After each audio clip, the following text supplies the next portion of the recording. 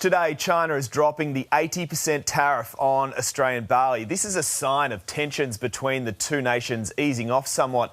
It comes as a huge relief for grain growers across Australia too, as the 3-year standstill finally ends. Joining us now for more on this is grain farmer Rhys Turton in Perth. Rhys, thanks for your time on Weekend today. You grow barley on that farm of yours. How have these tariffs impacted you and your business?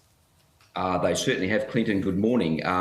Back in 2020, when the tariffs were first introduced, we made actually an immediate decision on our farm at that time to stop growing barley, and we were right at the point of planting, so we just had to substitute other crops, and I think the barley planting area has been significantly less as a result of these tariffs over the last 3 years. So to have these tariffs lifted is absolutely fantastic news for Australian barley growers. Financially, what does it mean for you more specifically? Because I dare say there's been quite a lot of financial pressure on yourself.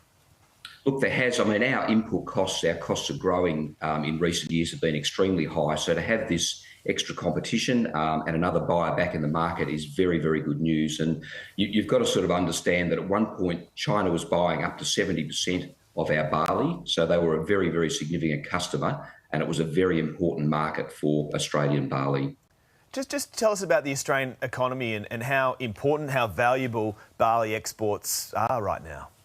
Sure. Look, before these tariffs were introduced, we were literally selling millions of tonnes of barley worth billions of dollars into China. So very significant for Australian farmers and very significant for the Australian economy. And I guess that's why the government have been trying really, really hard to get these tariffs and other agricultural tariffs lifted, and they've been very successful. So it's been a fantastic effort by the federal government and by industry to achieve this result. More broadly, right around the country, other barley farmers, how has it impacted on them, both in a financial state, also an emotional state, because it's been quite a taxing time, no doubt?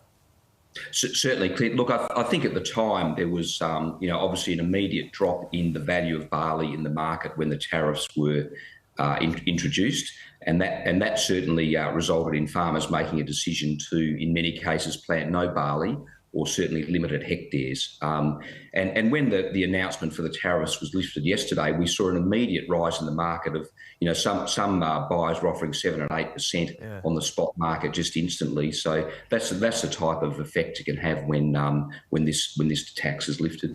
And no doubt there's still more work to be done. What else can be done in the sector to help farmers like yourself? Look, it's I think the market understanding that we grow a very high quality product, and that's so with all the grains that come out of Australia.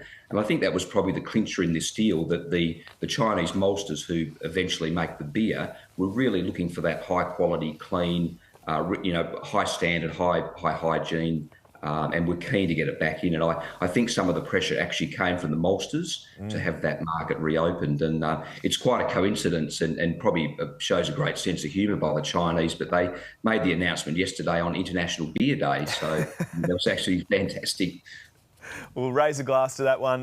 Grain farmer Rhys Turton joining us from Perth this morning. Thanks so much. Prime Minister, can we ask you very quickly, in other news, about further signs this icy relationship with China is starting to thaw, Beijing dropping tariffs against Australian barley from today. What does this mean for Aussie barley farmers? Well, this is a very good outcome. It's something that my government has worked strongly on. It's an issue that I raised with President Xi of removing trade impediments. 1 in 4 Australian jobs depends upon trade, and that's why trade is good. Not just for Australia, but it's pretty good for China too, to get our wonderful barley. It's the best quality in the world. They get to make better beer with our barley and better other products as well. It's a great and thing. Guess what? Our wine's pretty good too. Sure is. So we want all of that trade opened up.